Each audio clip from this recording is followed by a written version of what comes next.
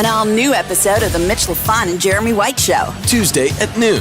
Available wherever you stream. All right, well, look, let's get right into this. Really excited about this new music that's going to be coming out. Also, the last ever Genesis shows. The last Domino.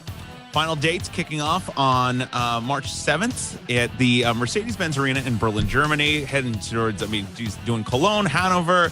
Performing in France, Amsterdam, London at the O2, which just reopened, and wrapping up the Cineworld O2 Arena on March 26th, which apparently I think is going to be the last show ever. Welcome to the show, Nick Collins from Genesis. Thanks for having me, guys. And of course, Better Strangers. Yeah, let's not forget. Well, we're going to talk all about Better Strangers, but I know Mitch has been on like this crazy Genesis kick lately, and he wants to pick your brain on pretty much all the songs that are in the set list and pretty much everything. Let's stick to Better Strangers for now. We'll get to that stuff later. Though I will say, I have seen 3 shows of Genesis and one with Phil on the Better Dead, and I was just so impressed by the drumming. And I was talking to Leland Sklar, and he said, you know, Nick's in this band because he deserves to be here. And I just sort of went, yeah, you're right. Absolutely right. I appreciate that. Thank you. Before we talk about the Genesis stuff, let's talk about this project, Better Strangers, for a second. Because, you know, you were in a band before and you kind of dissolved that. Now you guys kind of took the remainder of the band that was there and got this new project going. And the music is really cool because it sounds commercial, but it also sounds experimental, which is like right up my alley. Talk a little bit about the music because it's really cool. Yeah, no, thank you. Yeah, that project is, it's been kind of like a continuation of several projects that have been in the works for a few years now. Me and the bassist Yannick Weingarten and the guitarist Jerry Rodriguez, we've been friends for, a while, since we were pretty much like, early stages of high school. And we were playing in bands together and, really grew as musicians together, which has been a really awesome thing. I always felt like, I remember talking to my dad about this, actually. He's like, you're lucky that you found your people at such a young age, the people that you kind of understand and your jam buds. Yeah, relate to musically. So we really kind of grew as musicians and as a band throughout, all these different projects. And so when the last thing kind of fell apart, where there was no kind of, doubt in our minds that we were going to keep going. We just needed to find the right piece to the puzzle. Right. And when we found Ricky, our singer, it just clicked instantly for us. And we started making a brand of music that we're really proud of and really into. And, it's really just getting started as far as like, because of COVID, we couldn't go out and play shows. So we were really having to hone in the sound, like more in the studio. And that, that takes a while, sometimes, the EP that we had previously released, which, actually isn't available anymore, but that was like really like the first handful of songs we wrote together. So now we got a few singles that are coming out in the next few weeks / months.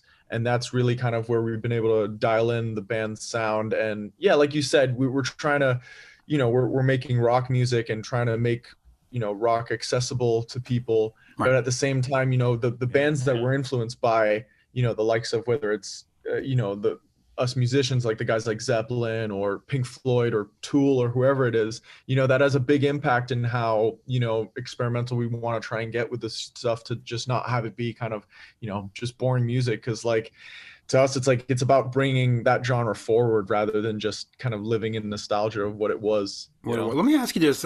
When you changed singers and you went out and got DeCasa, in your press release, it says that you had a defined vision for the group and you didn't want to just get any singer. What is the defined vision of the group? Well, I think that defined vision for the group was more as a band rather than for a singer, because the truth is we didn't know what we wanted for a singer. Like we had a lot of people that we, I guess audition is the wrong word, but that we jammed with and tried to see if it would work. And we never really had like a set kind of, blueprint, like this is the guy we want. I didn't know, it's like, do we want a guy like Chris Cornell? Do we want a guy like Dave Grohl? I don't know, but the thing with us is we wanted somebody that could settle into this band and know what we were trying to do, because like for us, it's about the songwriting and it's about the relatability that we have to each other when doing that.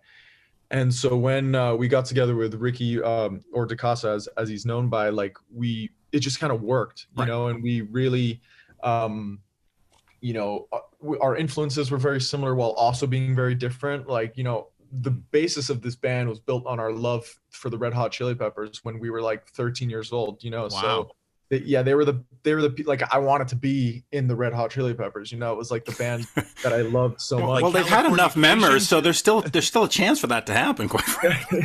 What's weird, Mitch, it's weird to hear him say that, because it's like my Red Hot Chili Peppers was Californication. Like I was in like grade 6 when that record came out, so it's like it's kind of interesting to hear you talk about that. Like which Chili Peppers record was your record? I mean, there were so many. I mean, now I'd say my favorite Chili Pepper record is the Blood Sugar Sex Magic. I mean, that you know, changed my life completely. But it was just funny that as soon as we got together with Ricky and we're, you know, like, oh, what are some of your favorite bands? And, you know, he said the Chili Peppers. We just kind of went on this like 30-minute rant about it's like a bromance going on. Really, the Peppers? Oh, that's so good. Exactly. That's like Mitch and I, but with Def Leppard. Yeah, pretty much. Yeah. So like we knew kind of what we wanted, you know, as far as like how a singer could settle in with the band, because like the three of us, since we've been together for so long and been friends for ages, you know, I know sometimes it's difficult for a new member for any band to just kind of get in there, and then you start writing songs and you're spending so much time together, and so you got to be comfortable. But it just worked out so naturally with Ricky, and you know, the way it's gone and you know, what we've started to kind of really dial in has been really awesome on our end. How do you find somebody like him? Like, you just scrolling through Instagram, like hashtag singers, or like how do you got an email apparently? Yeah, we tried everything, man. Like we started putting up like flyers at like Guitar Center, you know, like it was just old school. Like, yeah, it was getting really desperate near the end, because I mean, you know, we had like our inner circles, and you know, there was a limited amount of people that we knew that we thought could work. And Ricky, it was literally by chance. You know, I think he was scrolling on Instagram one day and for some reason came across the you know, our band at the time's Instagram, and he saw we were looking for a singer, and then we just got an email, and you know, we sent him a few demos. And it was funny because the way it worked previously is we'd do an audition, you know, like, hey, can you learn these songs? Whereas with him, it was just like, at that point we had tried a few people and we were kind of losing hope. So we just sent him these 2 instrumental demos, and we were like, here, do what you want to them, and if it's good, we'll talk about it. And he sent it, and it was the best thing we'd received. And we were like, oh my God, I can see this. Like now I get it. Yeah. And so he flew to because he's based in Texas at the moment. Right. And he flew to Miami, and yeah, we really just, you know, hit it off on the first kind of trip, which was great. He's got a great voice. I'll give you that. I mean, just a great voice. As you're doing the auditions, how do you sort of weed out the people that want to just be, oh, it's Phil Collins' son, I'm just gonna, like, do you get a bunch of those like sort of weirdos that just want to sort of? Yeah, I mean, I don't know how. I mean, because since we kind of, the way we advertised it was through the band Instagram, and I feel like you kind of have to do your homework to know that kind of side of it. And the band was. Yeah, exactly. Like to know who I was specifically. Like I don't think we really kind of put it out there. I mean, we could have, you know, I'm sure it would have, like, you know, saying like, oh, you know, Phil Collins' son would have done something, but that's not what we wanted to do. You know, like that would have, you know, like you said, it would have drawn in kind of a weird crowd. Well, it would have polluted the pool. Yeah, exactly. And also, like the truth is as much as obviously now that I'm playing with Genesis, like, you know, I love that band and I love their music. But we also, you know, I realized that, you know, Better Strangers is not Genesis. So, and I know that if we would have done that, there was going to be some people who would have probably come in from that angle of like sounding like my dad. And that's not really what we wanted, you know? Right. Well, look, it's like Wolfgang Van Halen, like with the entire Van Halen fan base saying like, hey, like, how come you're not covering Panama Live? Like, how come you're not playing Van Halen songs? And he's like, I'm trying to do my own thing. Like, that was my dad's shit, and I'm going to do my own stuff. No, for sure. And yeah, I mean, I you know, I follow Wolf, and he, you know, I'm so happy that he's doing what he's doing, you know, and just doing his own thing. You know, you got to respect that, because like, you know, you could easily, you know, and I, you know, I hear it. You could easily just kind of, especially after playing, you know, obviously like I'm playing with Genesis now, but he played in Van Halen, so you could totally like fall back on that. So I really respect that he's doing his own thing, man, and, you know, doing his own music and recording all of it. So it's really great. Talk to me about doing your own thing and what the plans are, because of course you go on to the your dad's Not Dead Yet tour. Now you're doing Genesis. It sort of takes away some of the time that you can play or pay attention to Better Strangers. Now that it's sort of coming to an end, how do you sort of move forward? Do you just book a lot of shows? Do you get in the studio and do a lot of albums? Do you a YouTube presence? How do you sort of build it now moving forward? Yeah, I mean, the good thing that I will say is well, throughout the entire time, going from the Not Dead Yet tour as well, like Yannick and Joey have been so, cool about everything. Right. There was no kind of weird vibe that I was going away for a certain amount of time. I mean, I was lucky, and I guess we were lucky that the way the tour was working was that we do like, do like maybe a few weeks on the road, and then we take a few months off. Right. This Genesis tour, since it's happened a bit quicker, is a bit different. So we've had a bit less time to do stuff in between. But when I'm not there, we're kind of attending to all the business stuff, so that when I am there, it's all kind of about the music. And if we're not playing shows, we're in the studio and writing and recording, and we're always trying to stay active. And obviously now that this is ending, yeah, the goal is basically to just get out there, and now that there is no kind of break, it's just to be able to capitalize on the momentum, because that is the tricky bit, is building a bit of momentum and then be like, all right, I'll see you guys in a few weeks, and I know that's tricky for them, and so I'm lucky that they've been really receptive to it, and and they obviously see what I'm being involved in, and I guess have an appreciation for it, so I'm really grateful for that. So I thank them for that. They're not jealous guys like, oh, look, Nick's going to play the Mercedes-Benz Arena in Germany, and I'm going to flip burgers at In-N-Out. Like, what a prick. Like, yeah, no jealousy not there. at all, honestly. I mean, I think if I was playing in like a different band, I think it'd be a bit different. Like they could totally It's a little like, different. Yeah. I think with this is, they with my dad, I think a lot of it was like, it was great for me, and also to be able to just share those memories with my dad that, when I get older, that I'd be able to look back on, when I was like 17 doing that with my dad. Not a lot of people get to experience that, and I'm so glad I was able to. But yeah, I definitely think if I was like on the road with like, I don't know, Queens of the Stone Age, they'd be like, what the hell, dude? Like, you're just leaving us with this other band. Like, right.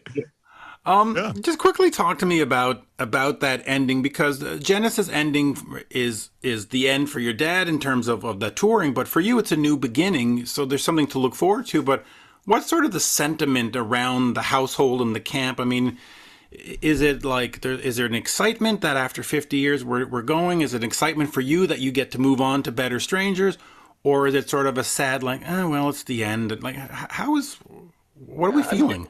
It's a bit bittersweet for different reasons. I mean, I'm here rehearsing now, and there is no kind of sense of like, sadness or, at the moment, I think they're, on the day of the last show, there may be, and they probably will. But, the thing I've learned is that all the guys in the band, Mike and Tony and my dad, they kind of just live in the moment, and they're not really too worried about, what they're going to be feeling like in a bit.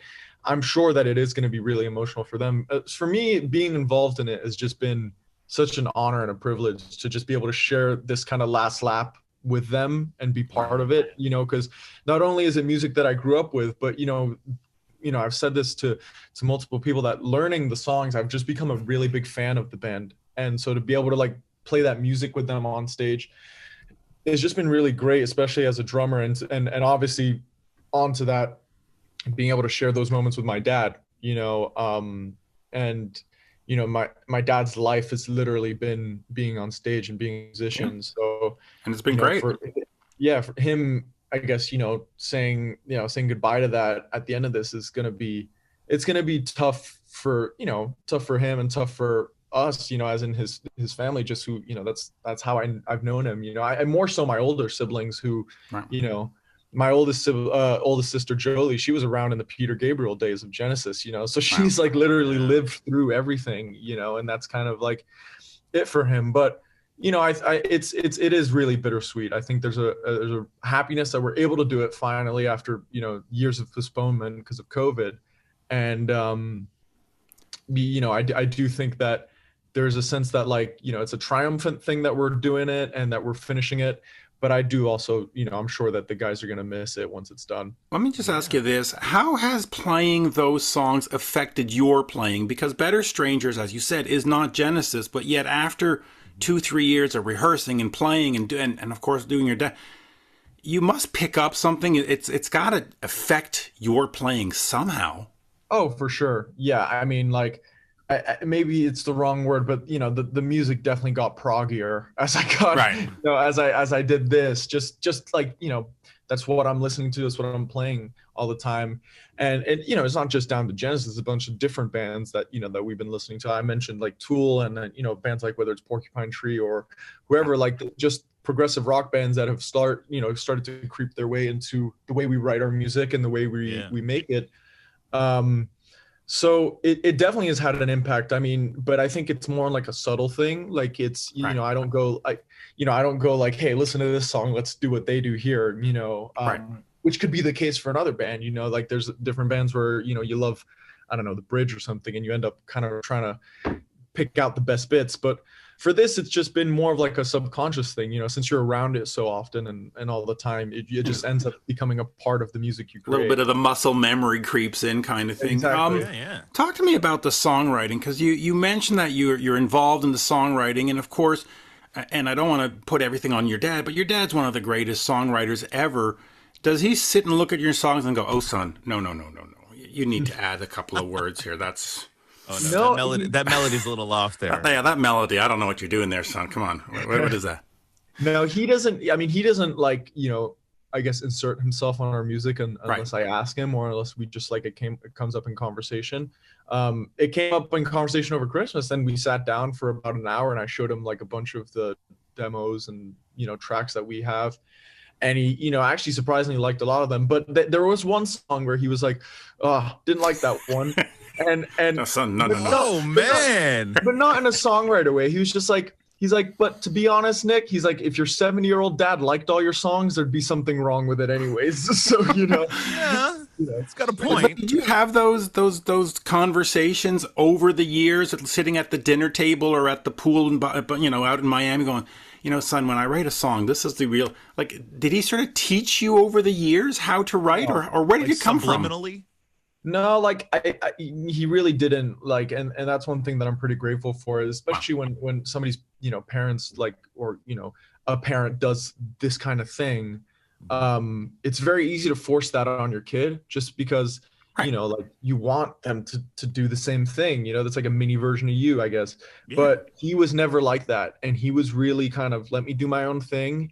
And, throughout the years of bands I've been in, like, I'm sure he didn't like every single one I was in. I'm sure there was, I know there were some songs that he did, he was like, it was actually funny because we had like we found like an old, like, I guess, like documentary of sorts that we had made for like a band a few years ago. And he's in it. And at one point, there's like a great quote where he's like, what they're doing now may not be what they want to do in like 5 years, but you just got to support them. And that's like, in my head, I'm like, that's his way of just saying we suck. Like, that was just him saying like, this band's terrible. But but he honestly, he's always been, if I ask him for his opinion, then he's given it to me. But we've never had this kind of thing where he feels the need to tell me how to write the songs. And also, the conversations we've had when I have showed him the thing, surprisingly, have always been really positive, which is... Here you go. Hold on a second. I'm going to bring in somebody just for you. Give me 1 second here. We are going to bring in drummer Charlie Benante of Anthrax, because there's Charlie. Good day, Charlie. There Bonjour. Yo, Charlie, as you know, went to see the Genesis shows, and it was widely reported in the media that he sat in the crying section because he saw oh my God. Right. He saw what you were doing and what you were doing with your dad, and it affected him, and it affected all of us. First of all, bonjour, Charlie. Welcome. What's up, Charlie? Hi guys, how are you? Yeah, so Charlie, just what would you like to say to Nick Collin? Because it just, right? I mean, it was amazing. Yeah, it was amazing. It was moving. It was something that I didn't expect would happen to me, and and I wasn't embarrassed by it. I mean, talking to you guys when we first did it, yeah, there's a little bit of like, Oh, no, we were all about it when you were telling us. We're like, yeah, that was us too. Like, Yeah. but it goes back to what I always said about music. Music should move you. It should motivate you. It should do something to you inside. It shouldn't just be, I shouldn't have just been at the show with my phone in the air filming it. I should have been feeling it. And I would say that that had a lot to do with Nick's performance, playing the drum parts the way I knew them to be played. Like his attention to detail was like spot on and made it that much better for myself. Yeah. wow. Thank you so much, man. And by the way, I told the guys before, but I just got the chance to see the message that you had sent on the email thread. And, you know, thanks so much for the kind words. I really appreciate it.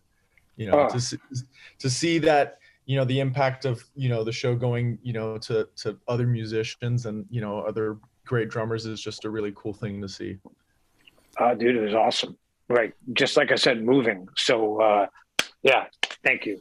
And to your dad it has been, you know, a drumming idol, like since I was younger, you know, from even stuff like Brand X and things like that. You know, Phil's always been a drummer's drummer. And then once he stepped out in front and took over, dude, that took Genesis to a whole new level. It really did. And we seem to forget that he was a drummer, but not just a drummer. I mean, he had these classic drum parts in these early Genesis songs. We just sort of think, oh, he's the guy who does Susudio and he's on MTV, but no, he's a drummer's drummer. I mean, he's just talented as all fuck, quite frankly. Yeah. I mean, go ahead. Sorry. No, sorry, man. No, I was just saying that was the kind of the thing with me, because like, since, you know, when I was born, he wasn't in Genesis. I mean, they did the 2007 reunion tour, but I knew my dad as like a solo artist, really. That's how I knew him, being out front. And obviously, there was a handful of Genesis songs that I grew up with, you know, like the hits and stuff. But then when I really started diving into everything and seeing him as a real drummer, and even just being here, seeing him part of a band, you know, being in a band myself, where it's like all of a sudden you see your dad being part of that dynamic with other people. It was just really cool to see, and just to kind of see him as a real drummer more so than a front man, which is what I always kind of knew him as. Yeah. Well, let me just ask you this thing real quick. There was a quote from Tony Banks, and I might get it wrong, so correct me if I'm wrong, but you went in to Genesis for the rehearsals and you learned the parts from the albums and you got them down pat, and you go into rehearsals and Tony says, stop. You're playing like the 70s.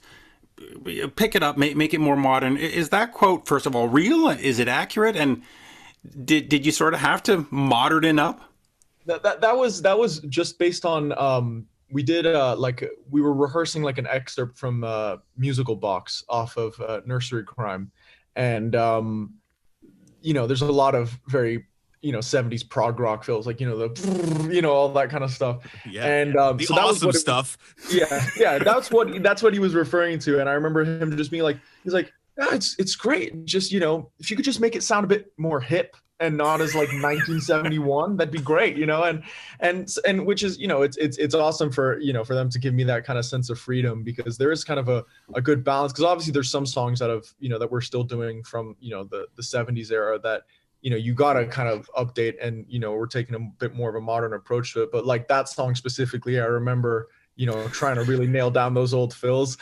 And but even the other day we were like running through some other songs, and he was just saying, I was saying like, oh, I've been listening to this version or this version, and there's a few fills I want to try. He goes, hey man, be my guest. It's just as long as they're not too 1970, and that's kind of like a thing for him. Also not too like over the top. When you're doing some of those like 80s tunes, I mean, there's so many scenarios in the set where you like using the triggers, getting like the Simmons kind of sounds and stuff. Did you guys go back to like the original master tapes and sample those like to get into the like for the live set, or like how did you go about getting those sounds? Yeah, most of them like like Mama and Domino, and a lot of those triggers from those songs are just taken from the record, which was great, because our keyboard tech now he always went on tour with them as like, I guess like the tour handyman, but he and the Genesis tour manager they basically built the farm, which is where they recorded like every record from like Abacab onwards. And so they like, he had the thing, you know, the WAV files on his computer. And it was funny because I remember sitting there with Brad Marsh, my drum tech, you know, basically trying to like create the Simmons sounds ourselves because we didn't know how to get them, you know. And after about 3 days, you know, Jeff was like, "Oh, I have them on my laptop. Like literally, all you have to do is just drag them in, and it's there." Sit there tuning, trying to program it, like just yeah. What about like front of house? I mean, the tone of the drums just sounded phenomenal, like in the mix. It was just so great. And Genesis is known for having one of the best front of house sounds ever. Like, do you have any say, like, oh, you know, I want like, you know, cannonball gated reverb on my snare, or I want them to sound dry? Like, do you have that artistic input, or is it up to like the band or the engineer? I mean, as far as like, you know, triggering wise and what I'm playing, there's definitely some input. I mean, there's, you know, songs where it's like you have to have this trigger sound. The good thing that's been really great with the Genesis crew is a lot of them have been around for so long, so they know the songs. Like our front of house guy, Michelle, he basically, I mean, he's been with them for you know, a while. And he knows the tracks. He knows what, you know, kind of each song needs. So there isn't, you know, that much worrying that's needed, because since all of those guys have just been around the band for so long, they know the tendencies and they know, you know, what the drums are supposed to sound like. You know, there's always a handful of things like, you know, hey, can you bring the toms up, please? Like, you know, like, right. You know, turn the drums up in the mix and turn, you know, like there's always a bit of that. But, you know, overall, it's always just been pretty dialed in from the get-go. Charlie, do you have any? Yeah, go ahead. I was going to say, do you have any questions? Go ahead. I have a couple questions about the set list. Were there any songs that you were excited to play, but then they got tossed out? Yeah, there were a few. I remember, like, because at the beginning it was like a laundry list of songs. You know, I'm sure all three members, you know, and you could tell who wrote what, you know what I mean? Like, you know, there was definitely favoritism of like, well, I think we should play this song. Oh yeah. But yeah, I remember like basically tearing my hair out at 4 songs, but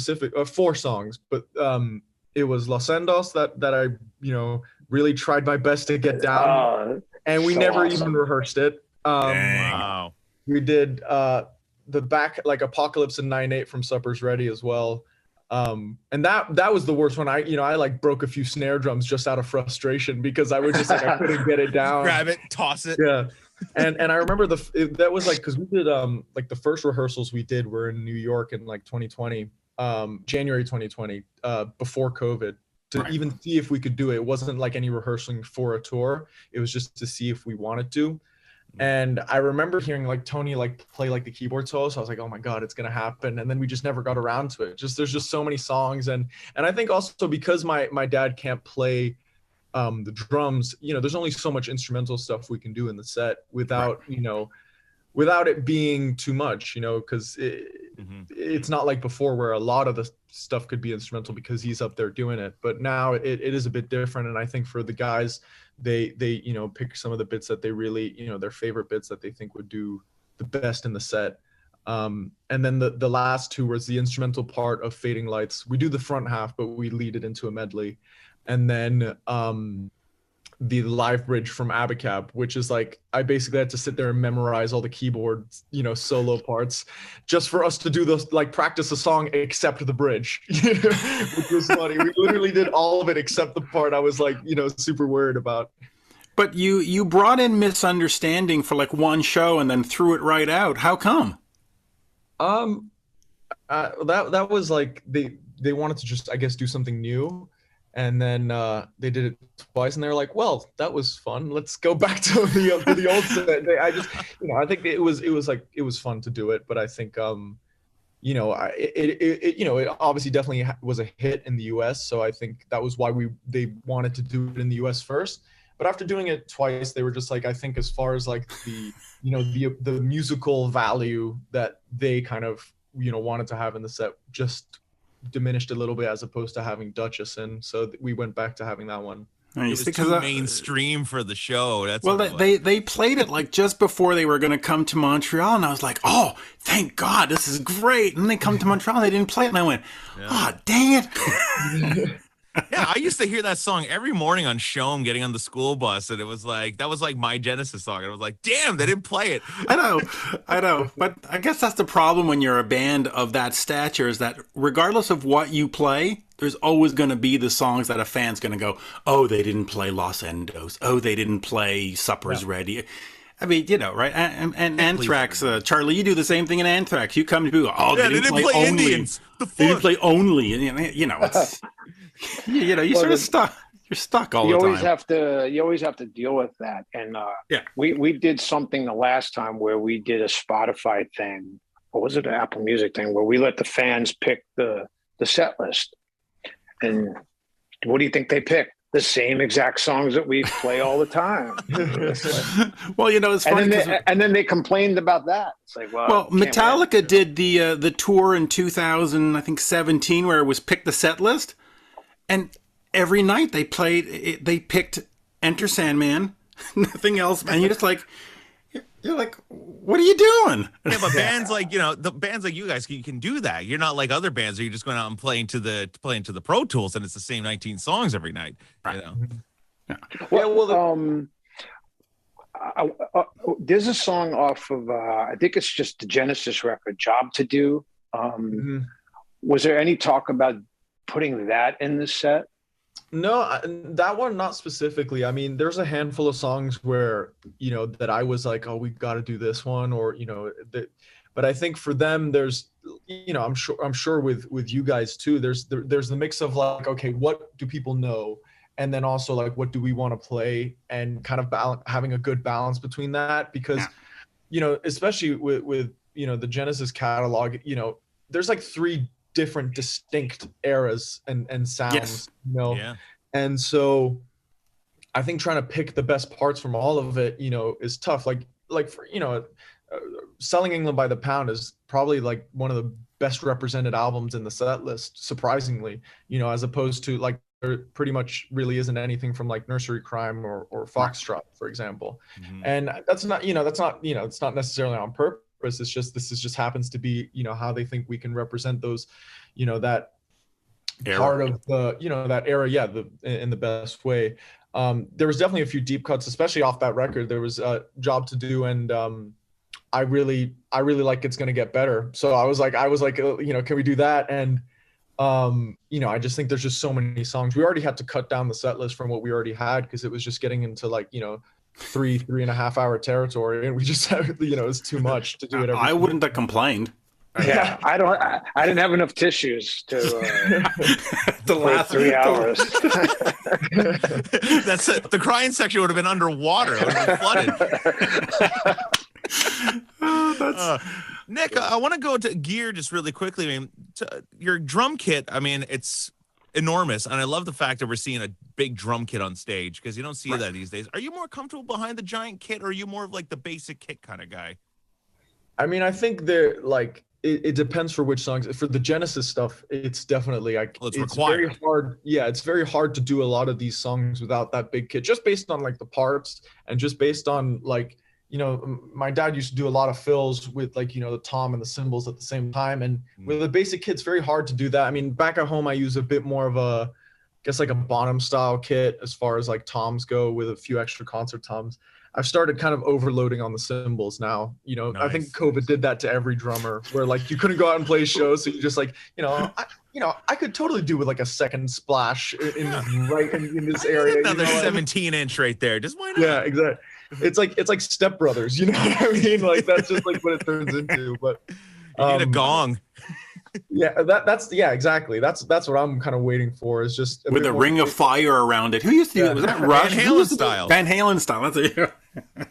But as far as like gear goes for this stuff, the big kit definitely suits the best. And obviously we're using a concert tom kit, which just helps bring some of the songs to life without really needing triggers. There's a lot of songs that have those iconic sounds, which literally is just the drums going to the front of house, with a bit of gated reverb on it afterwards. But it's it's not like we're just using triggers the whole time for those songs too. So yeah, I mean, I feel like the nature, especially of progressive rock, is you kind of need a big kit. That's just kind of, the only thing I'm missing is 2 kick drums, like that's it, Hey, let me just ask you this one thing. I saw this interview that you did, and you said that you had a drum teacher named Jean Esperanto Santo, if I said it correctly.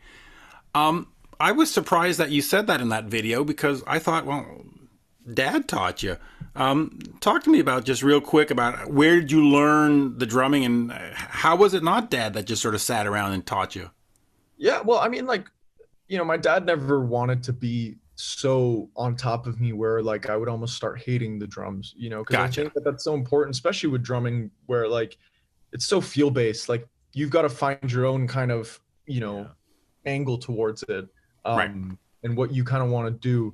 JP, Jean-Pierre Espirito Santo, he was my drum teacher when I first moved to Miami, and he was like my dad, and he'll even say it himself. My dad was outstanding drummer, but he didn't have much knowledge of the technical side of it. He just did it, and which is why some of his parts are so great. And I even some of these fills that I'm kind of learning are like, okay, I've got to do it this way, which isn't the way it's supposed to be, but that's how he kind of played these iconic parts. Whereas JP like really taught me the kind of like the rudiments and just the technique side of things, which I think is important to any drummer, to really kind of just at least have knowledge of that. I'm not saying you got to kind of be able to like sight read, because I can't sight read.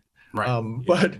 But just having some sort of knowledge about how to do, certain things that just are in everybody's playing, you just don't notice it. But when you do, when you have that knowledge, you can kind of, it just expands, what you can do on the kit so much more. So yeah, he definitely really helped me a lot when I first moved, to just get that side of my drumming going too. Yeah, and I recommend folks go check him out on YouTube, the Jean-Pierre, because it was just great. It was rhythmic, and you got they had a Latin sort of thing going on. It was terrific drumming. Yeah, terrific. We did some cool drum duets, which was fun. Yeah.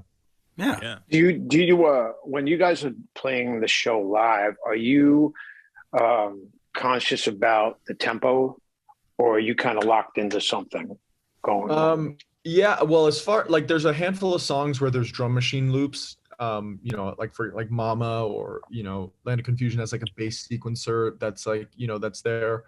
So those are obviously it's pretty easy to just you're basically playing to a drum machine.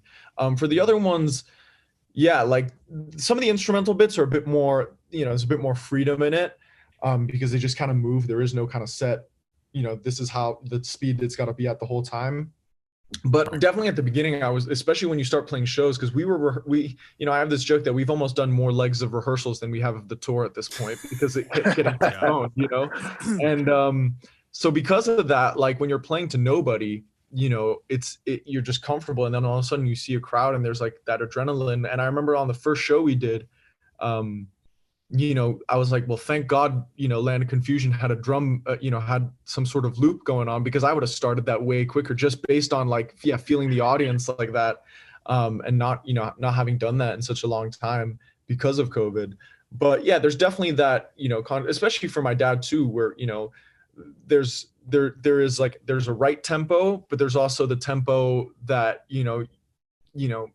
nobody's going to go back and be like, well, I didn't play it at the right speed. They're going to be like, well, the singing didn't sound, the singing was trying to catch up, right, or it was too fast, And so to me, it's always trying to accommodate to the rest of the guys to make them feel comfortable, especially my dad, if he's like ahead on a song or behind on a song, like just to make that kind of settle in and feel as good as possible. On your in-ears, like with so much stuff going on with the sequencing and drum loops, like you have like audible cues, like invisible touch, keyboard 2, 3, 4. No, yeah, none of that. That's right. All like just memorizing the song, which I thought was honestly more important than knowing the time signatures and tempos. It's just like what I just would do is just play the song and like in my car on the way to to the studio or something. Just be able to just be one with the song, because like we were talking about it the other day, like Firth the Fifth, like I have no idea what time signature that's in. I don't really want to know what time signature that's in either, because as soon as I know that, I'm going to start thinking about it. And to me, it's just like just knowing the song and feeling out the parts, and like the keyboards are such a big driving force behind those progressive bits, like Firth the Fifth or Cinema Show. Like that's really what I was kind of dialed into was those parts. and just memorizing the song based off like, certain cues that you hear in the mix. Yeah. Do you follow more or less Tony, or do you follow Daryl and Mike? It kind of depends, like for which songs. There, a song like Home by the Sea, I'm definitely following Tony. Right. Like I'm driving the groove, but Tony's melodic stuff is really what I'm kind of dialed into. But then there's some songs, it just kind of, I guess, depends what the where the accent is coming from, as far as like which instrument is doing what and which instrument is doing the heavy lifting. Like Cinema Show, I have to be really locked in with Mike, for example, because that's, the syncopated 12 string part, which, you have to kind of really be locked in with that. But I would say that Tony is a big, driving force as far as like who I'm kind of really dialed into, Right. because, his parts are so complex, and it's, he's kind of like a freight train. If he's going somewhere, like he's not going to stop, and you better follow him. You know what I mean? Like it's kind of like that. Yeah. But that being said, Daryl, he's basically the guy in the band who like knows every single song and never makes a mistake. So if you're confused, you just look at Daryl, and he, we'll figure it out. Daryl's amazing. Not only does he know all of the Genesis stuff, he knows all of the Phil stuff. I mean, he probably knows like 300 songs. The guy. I mean, he's incredible. Yeah. One last comment for me, and then one last question. During the song, I Know What I Like, of course, your dad takes out the tambourine and does the stuff. That's the part that is, the heartbreaking, because he's, he just wanted to do it for the fans, even though you could tell that maybe there was physical pain, and it's just, it was incredible. So, is that hard for you to watch? Is that pleasant to watch and go, go, Dad, give it a shot? Or, because, right, that's right, Charlie, that's where it sort of broke down for both of us. That's where it hit me. Yeah. That's all. I think it's a bit of both. I mean, like there's part of me where like, obviously, I wish my dad, like what happened to him, like his getting, he had like surgery on his neck or his back, and, basically fucked his foot up, and I wish that like that didn't happen. I wish that he could still play. We tried, running a few songs where he could, he could play, and he just didn't, the thing that was hard for him is that, he used to sit down on a drum set, and that was like his kingdom, like he went there and he was the man, and so I think not being necessarily able to play like he used to, it's hard for him. And I think, for a song like I Know What I Like, that's a bit tongue-in-cheek as far as like him doing the tambourine dance, because obviously he can't do like the crazy acrobatics that he used to do. But so I think there's definitely that kind of comedy side of it, and I just think he knows that that's like a was an iconic part. And he's just kind of, he's doing it, and, just he's not trying to make it. I think the thing is if he was playing drums, is he would know that he's not what he used to be.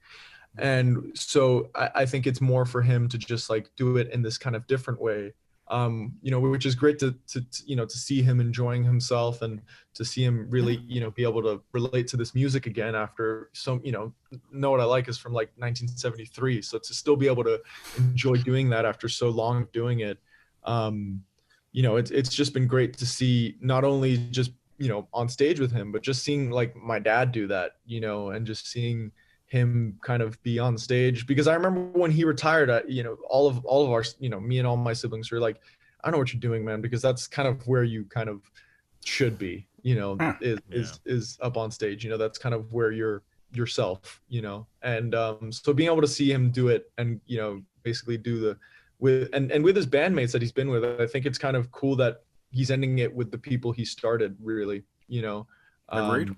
Which is just like a really awesome thing to see and to be able to share with them. Yeah. And I have one last question without ruining it for everybody, but as we get to these final shows, do we see some kind of special something at the last shows? Does Steve Hackett show up? Does Anthony Phillips show up? Does Peter Gabriel come out and do a song? Are there plans? I mean, we'll stick to yes and no, not to ruin it, but are there plans for something special to happen? I don't know. As far as I'm concerned, at the moment, not really, but you never know. Okay. I'm since the last shows are in London, who knows? I mean, I'm assuming Peter. I don't really know Peter and Steve too well, but I'm assuming Peter and Steve also live in London. So, I wouldn't rule it out, but also at the same time, I'm not going to sit here and pretend like there's anything, that's in the works. There's nothing cooking, right? At the moment, there isn't anything, you know what I mean? There isn't kind of any talks, but again, I don't know, Well, maybe Charlie Benante will go out and play a drum solo with you. I mean, we could set that up. Yeah, Mitch can play air cowbell in the corner. Like, why not? There you go. Well, listen, ready. Yeah, we got to wrap. I mean, geez, we went way longer than we were expecting. This is great. Better Stranger, what's going on with the record and stuff? Like, when can we expect the new single to actually drop and get out there? Yeah, the new single is, it's kind of in like the final stages of videos and cover art and all that kind of stuff. So really, ideally, in the next few weeks, staying tuned to the socials, and I'm sure you'll hear an announcement soon. We're really excited to be putting this new stuff out. It's been a long time coming, and just like I mentioned earlier, like dialing in the sound and getting more in depth and more comfortable with the songwriting and just like us as a 4-piece. So yeah, it's just it's exciting for us, and hopefully in the next few weeks. Yeah, and having fun. That's the most important part. Yeah. The new song is "But I Don't Know Your Name," which will be out soon. Charlie, you've had a chance to hear it. Any quick comments on it? Oh, I loved it. I thought it was really good. It had for me, it had a bit of a retro feel, but modern as well. I just thought it was a really good song. Great melody and just great playing. Yeah, and I'm always partial to the singing. If you don't have a good singer, I'm out, and you've got a good singer. So I'm the production guy. I heard the production, I'm like, oh yeah, good sound. Yeah, no, I don't care how good a song is. If you got a shitty singer, I'm out. But you don't have a shitty singer. You got a great singer. It's a little bit more cannonball snare, but I'm good with this. There you go. Thank you, folks. All right, appreciate that, guys. Thanks so much. Cool. Thanks, Nick. It was so great to meet you. We'll chat soon. Yeah, great to meet you guys. Yeah, great to meet you too, Charlie. Hope to catch up. Yeah, man. I'll see you in Miami. Take care. Yeah, sounds good, man. Right Cheers, everybody. All right. An all-new episode of The Mitch Lafon and Jeremy White Show. Tuesday at noon. Available wherever you stream.